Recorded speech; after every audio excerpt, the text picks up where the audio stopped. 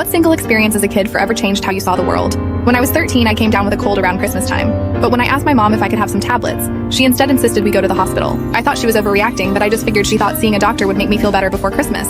After all, she wouldn't want her 13-year-old daughter to be sick on Christmas. I ended up going to the hospital with her, and once there, she checked me into a room.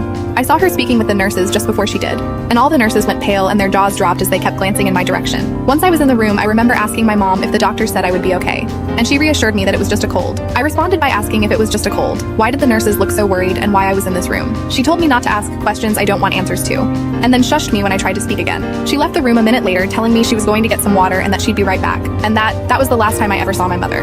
She legally abandoned me in that hospital that day, and left me to be picked up by CPS a few hours later. Christmas was in 2 days' time, and I ended up spending it in an emergency shelter. What hurts just as much is that my mother came home to my younger sisters, and she sold them a lie about how I had just died. My little sisters grew up thinking their big sister had passed away, and a big part of their childhood was ruined because of it.